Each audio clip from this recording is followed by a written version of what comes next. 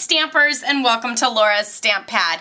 Today I'm going to show you a quick tutorial on how I did this plaid look on this fabulous man card. You know how I have such a hard time coming up with great man cards because, well, I love the color pink and purple, and I absolutely love flower stamp sets. But I came up with this adorable card here and think it's perfect, especially since a lot of the men in my family wear plaid. So this is perfect for, you know, a man's birthday card or Father's Day card or any other card that you need to make that looks just a little bit more masculine. So to start out, I used a piece of cardstock that measures 3 3/4 by 2 1/2, and this is just Whisper White, and I used an image from the fabulous Work of Art stamp set. I am loving this stamp set. I definitely didn't think that I would, but the more I play with it, the more I just cannot get enough. So the image that I'm going to use is actually this bottom one here, which is just a line image here. And so you can see this is in the wood block, of course. So it is pretty long, and I chose my piece of cardstock to be just as long as that piece. If you made it any bigger, you could do, you know, like a full size for your card, but you would have to stamp twice to get a long line because this is not as long as your card is. So you would see that you would have to stamp it twice and try to line it up in order to get a longer piece. So that's why I chose to do a smaller piece and then just add it as a little decoration to my card. So again, I used a piece of Whisper White cardstock measuring 3 3/4 by 2 1/2. And I'm using 2 of our new in colors.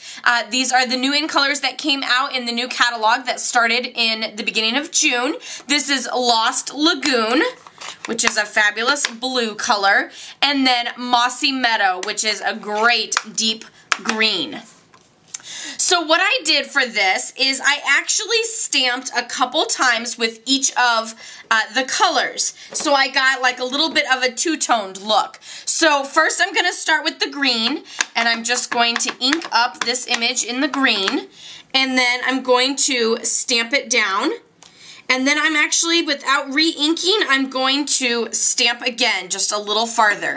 And then I'm going to ink it up, and then I'm going to stamp it down, and then I'm going to stamp it again without re-inking it. And that's how I got those various shades there. Now I'm just going to pull out my Stampin' Scrub and clean this off so that I can move over to my blue, Lost Lagoon. And I'm going to rotate 90 degrees, and again I'm going to do that same thing. I'm going to stamp, and then stamp again without re-inking, and then stamp, stamp again without re-inking. You don't really have to worry about getting it in a perfect square pattern or, you know, the spacing perfect or anything like that. After all, this is handmade, and that's what we do, is make it with love and not with perfection. Oh, I think I'm going to do another light one here on this end. So there you have that fabulous color pattern there that's nice and plaid. I just used 2 colors. You can also use 3 colors, or you can mix and mingle. You can also do a dark side going one way with the light going the other way, and again dark, you know, you can do dark green, dark blue, dark green, dark blue, and then going this way you could do light green, light blue, light green, light blue. So you can always mix and match it to be different. Again, here is the sample that I used creating this little plaid piece. I just layered it on some Lost Lagoon cardstock, solid cardstock, measuring 4 by 2 3/4, and then I added a little bit of the twine here.